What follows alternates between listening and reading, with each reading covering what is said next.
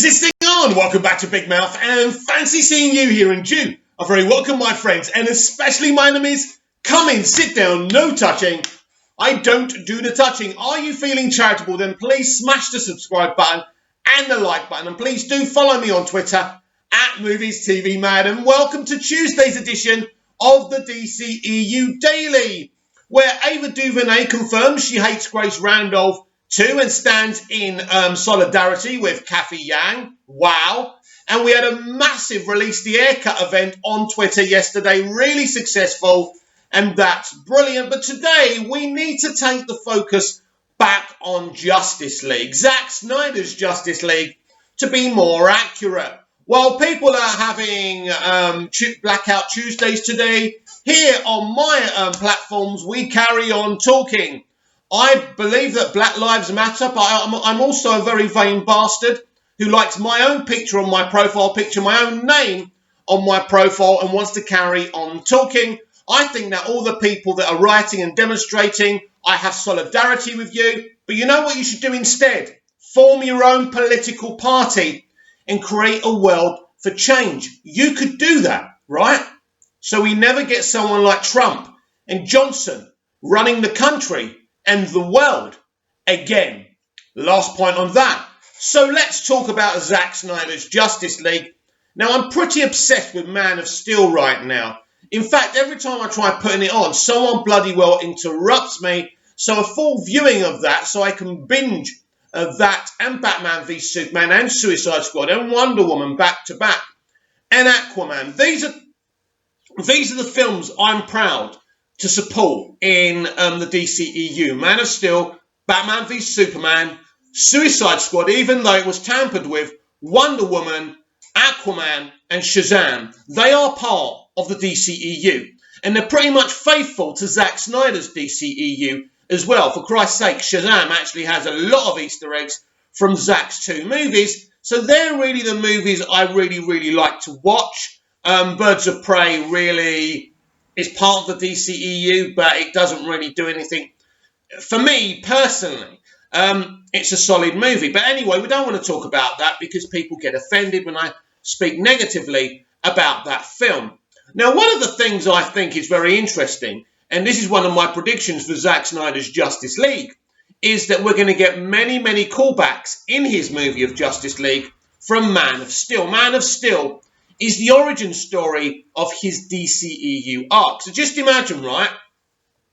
Clark is being controlled by Darkseid's anti-life equation, right? Is that how you say it? Whatever, right? So there comes this moment when he's trying to fight Darkseid's control over him. All of a sudden, he hears Diane Lane's voice, a.k.a. Martha Kent.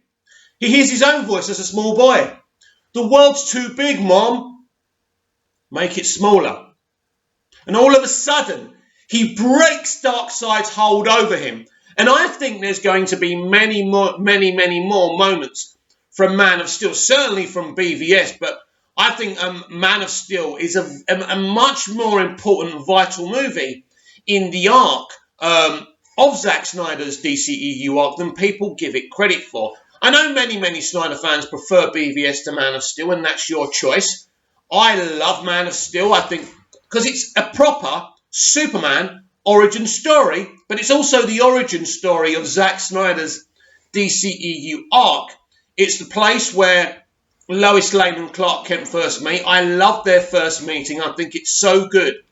The way they enable her to be part of Superman's journey and adventure, and it makes sense. And it's not kind of forced or contrived or anything like that. She knows who he is from the beginning. And personally, I think that's damn great. So I expect many kind of callbacks to Man of Steel in Zack Snyder's Justice League. And I think there's lots of interesting things there. Because it is Man of Steel that links in Bruce Wayne and Lex Luthor to the outer universe. Now, we don't see those characters, but we see the Wayne Enterprises satellite. We see a Lex called Truck. In fact, a Lex called Truck actually gives Clark a lift to the Kent farm, if you remember rightly. These were really exciting things. Now, people say when they first made Man of Steel, it wasn't to create a franchise, but it was. It was obvious this was the plan. This was the big setup. Now, Man of Steel and Batman v Superman are two very different type of movies, but, you know, Batman v Superman is a continuation and a sequel to Man of Steel.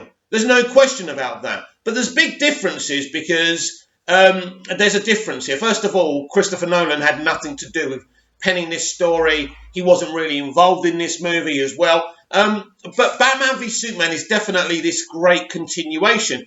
And it goes down such a different direction because when we leave Clark at the end of Man of Steel, we leave him in a happy place. Welcome to the planet, that beautiful smile Henry portrays as Clark Kent in the glasses. That universe has been set up. Happily ever after, right? Well, Man of Steel isn't necessarily a happily ever after. Ultimately, he's damaged by breaking Zod's neck. And there's still many, many people out there who doubt him. There's damage, there's a cleanup that Lex Luthor becomes a part of. Now, Lex Luthor cleans up Metropolis so he can say, I cleaned up Superman's mess, right? Superman is actually the problem, and I'm actually your saviour. I'm your saviour against this alien and any other alien incursions, which is very, very, very, very interesting. What's also very interesting, because we don't really know how involved Jesse Eisenberg's Lex Luthor was in Justice League, Zack Snyder's Justice League. We know there's a couple of extra sequences, but it was never the plan for him to be involved that much in Zack Snyder's Justice League, which is interesting, considering he's the one who set Darkseid's arrival on Earth and Steppenwolf's first arrival on Earth in motion. So that's a very interesting decision, but we will see more of Jesse's Lex Luthor, which is great. Obviously, Justice League 2 probably would have involved Lex, and Justice League 3 would have involved Lex as well. Again, very, very, very interesting stuff. There's already a dynamic between Bruce and Lex. There's already a dynamic because of BVS with Superman and Lex as well. Their enemyship has begun, and it's very, very interesting. These two guys don't like each other. Clark despises Lex as much as Lex despises Clark because Lex has made Clark's life a living hell in BVS as well. So these are very interesting things that could have been continued from the arc. But the decision to kind of stream Zack Snyder's Justice League in whatever way they're going to do it, and I think it's going to be in a proper Game of Thrones type TV show that will go on and on and on, it's kind of interesting because we were going to get this beautiful franchise from Zack cinematically, and that was taken away from him. I think it is the biggest tragedy in cinema. I really do. I think there's only one other biggest tragedy in cinema is the way the Salkinds took Superman away from Donna. Because Donna had plans as well for a Superman 3, a Superman 4, and even a Superman 5. And he had an arc in mind. So again, these suits, these executives really don't understand film. All they care about is budgets and box offices, but they don't know that you have to make great content, right, to continue your franchise on. Right, who knows how far Christopher Reeve's Superman franchise would have went on in a great way if Dick Donner and Tom Mankiewicz remained involved, right? That would have been awesome, right? They may have done 6 or 7 movies, right? And maybe even not a big gap between what we've got now, right? Obviously, they weren't getting any younger and Tom isn't with us anymore, but at least we would have had a big, big franchise and maybe a DC cinematic universe for me, myself, and all the other DC Superman fans to grow up with as well. We could have had Batman earlier on. You know, Dick and Tom could have done that as well. So this is my examples, and I know a lot of you have no love for the Donnerverse. I do. It's what I grew up on. And this is the thing. You don't have to love one or the other. You can love both. You can love one or the other. It's a freedom of choice, isn't it? I wouldn't have become a Superman fan if it wasn't for Christopher Reeve, if it wasn't for Tom Mankiewicz, and if it wasn't for Dick Donner. And I thank them for that. And then Smallville relit that passion I had for Superman and DC, and it really made me kind of research DC and find out a lot more about the history of Superman and Batman and Wonder Woman. You know, and other characters that I learned about in the DC universe as well, like Dr. Fate. We had him introduced to us in the Smallville movie event written by Jeff Johns. That was a brilliant Dr. Fate. And we're going to get him in Black Adam as well, and I'm really, really looking forward to that. So Zack is a comic book fan, no matter what they say, and he is going to embrace the comics in Zack Snyder's Justice League. we are going to get this great dark side, this better version of Steppenwolf as well. And I just think it's truly exciting. And you know what kind of bothers me? Ever since the announcement, we've kind of been so obsessed with showing our receipts for people who didn't believe in the movement. I don't think that's actually important anymore. I don't. I think we've got it. I genuinely believe that David Ayer's Suicide Squad will stream before Zack Snyder's Justice League on HBO Max. I think they're making us work for it, and quite right too. They want to see how profitable this is going to be for them. What are they going to do with it? Because I think they have every intention of showing David's come. But I think with like the events like last night's Twitter event, right, yesterday's Twitter event, right, they're going to see, do we get David to reshoot this? Do we get David to put more elements in it? Do we really invest?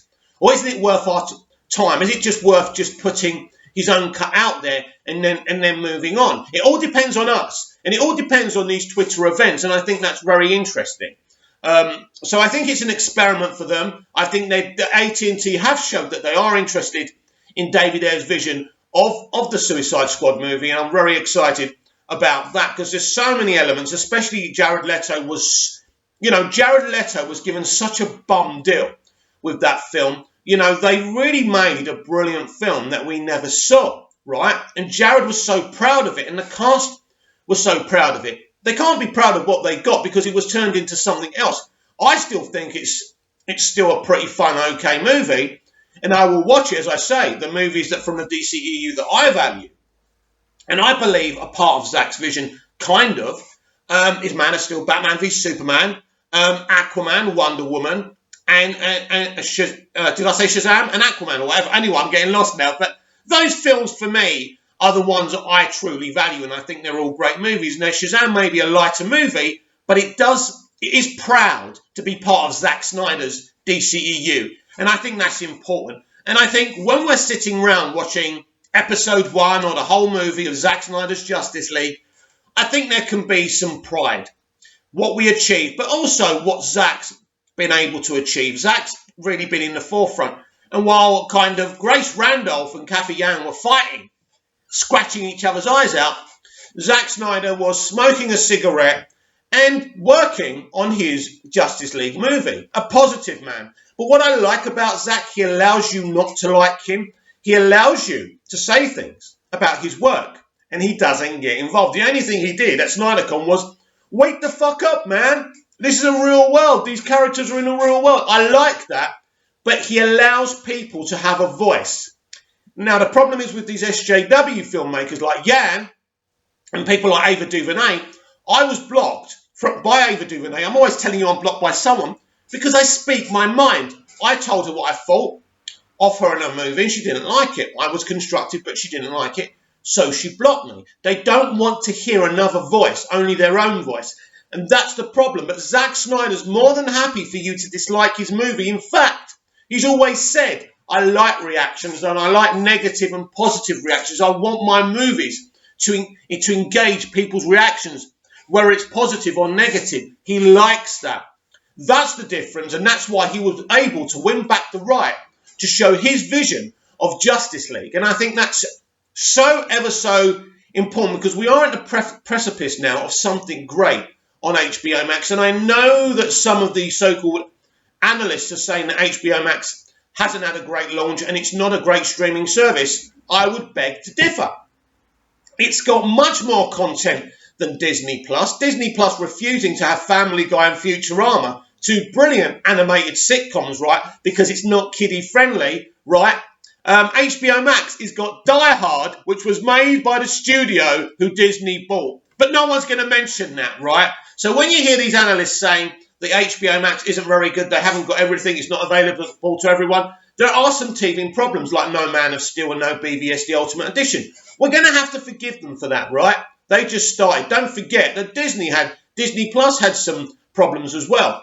Also, my opinion on Disney Plus is very interesting because when they originally opened up domestically, they weren't getting the subscribers they thought they were. So they very, very quickly made their service available globally. And now it's pretty much available. It's not available here, but it's available in most countries, and now they're making real money. And that's when the analysts started saying, Disney Plus has got this million subscribers, blah, blah, blah. But when it was just America, my point is HBO Max are going to have the same situation. They're going to have to spread it globally. Just one country, no matter how large it is, isn't going to work. You need this to be global, and you need to bite the bullet and pay the global international fees. I'm sorry. That's the way it works. And I'm sure they're going to do that very, very quickly. Now, it took Netflix many, many years to be available in every single country, but it is. There's not one country, I don't think, that Netflix isn't available in some form or another. And this is where Netflix lead the charge. This is where Prime Video lead the charge. They're available everywhere now, right? And the truth is, all the other streaming services aren't available as in many countries as Prime Video and Netflix. So it took Netflix a long time. It's kind of like the MCU and when the DCEU came out. The DCEU were playing catch-up. That's always a problem, and that's why the Frankenstein monster of Justice League exists, because they felt the pressure. Now, Disney Plus, HBO Max are feeling that pressure to be Netflix, but because they were the first ones, like the Marvel Cinematic Universe was, they could take their time. It's like the DCEU couldn't take its time. Now it's taking its time again and doing some good things, right? I mean, the DCEU is a bit of a mismatch, mainly because they got rid of Snyder. They kept Snyder and they went along with what he wanted, which was creating this shared, beautiful, deep cut universe. So we would have seen Batman and Superman in Aquaman, we would have seen Cavill's Superman for sure in Shazam. These things would have happened, but they got rid of him. They got nervous to catch up quicker than with a studio that was getting it right their way. I'm not saying that the DCEU should be like the MCU. I'm telling you that if they stuck with Zack, no matter how unpopular it was, in the end, people would have got what Zack was doing. Already, as I've said before, people are saying to me, Mick, I actually starting to understand MOS and BVS. These are fabulous movies and they look beautiful, but there's a deep cut within the narrative. And that's the thing for me. So I do want to see more of you on Twitter talking about Zack Snyder's Justice League and leaving the negativity alone. I keep on seeing people, bringing up old tweets from people who are supposed to be in the movement. And I just don't think it's productive, or talking about politics or things like that. I have nothing else to say about Birds of Prey. I have nothing else to say about Ava DuVernay. I have a lot to say about Zack Snyder's Justice League and David Ayer's Suicide Squad. Imagine it. We're finally going to have Justice League, whether it's a TV series or a 4-hour movie, where we can see the continuation of Wonder Woman, of Suicide Squad. It's exciting. We're going to have it all, right? And if we support this and we suck in the mainstream audience, which we're already doing, by the way, this could be the most profitable thing for Warner Media, and that's extremely exciting for me. There's so much potential now. Zack Snyder is very different, right? He makes movies, he makes even TV shows or cartoons in a very different. He has a different eye. He has a different point of view. He likes the relatable. He likes the realistic, but he creates visuals that take you away from reality too, which I absolutely love. One of the things I was thinking yesterday while watching as much of Man of Steel that I could before getting interrupted is the VFX, the visuals. It's like he just made it yesterday and it's only just been released. Right, how many films can you say that of in the past 5 years? The VFX is so good. And there's very, very few filmmakers, storytellers out there today who can make you a film that lasts forever. Man of Steel is a genuine classic, right? And it can also be viewed as standalone. That's what's interesting. BVS is a great movie, no question, but it's a continuation. You can watch it on its own. Of course, it does have a climax. But Man of Steel, you can chomp on your popcorn and watch it, or you can understand the deep cuts. Very special movie. But again, I love BVS, and I don't want anyone to misunderstand that. What a film that is. I've never seen a comic book movie like it in my life. It works. It absolutely works. And people who say it's too funny, it's too dark and too serious, there are actual funny moments in the film. Do you know when Clark and Wonder Woman and Batfleck are all together, and he goes, "Did you get the kryptonite?" or whatever he calls it. He goes, "Well, I've been kind of busy." I thought that was kind of a bit of levity there. It doesn't have to be laugh out laughter, but I love the banter between them. Is she with you? No, I thought she was with you. I love that even in the trailer, and people put that down as well. So there is levity, right? It's not vital to have levity, but it's there, right, in the writing. And this would have went on, even Zack's scary idea would have had levity in it. You didn't give the man a chance, and that's a shame. But now the man is getting his Justice League, and we're getting his Justice League, and we're definitely going to get David Ayer's Suicide Squad, and who knows what else we're going to get. The DCEU needs to be set right. What is the DCEU? Are we going to have this cinematic side and this streaming side? I think we are, right? And that's great. Even though I don't want to keep on talking about it, I have great regrets that Birds of Prey wasn't a better movie, because it would have been a movie I could have been proud of, right, to have part of this, the continuation of David Ayer's Suicide Squad. Instead, it's not. And that's a shame. But what do you think about what I've been talking about today? Comment down below, like, share and subscribe, and I'll be back tomorrow with even more DCEU Daily. See you again soon.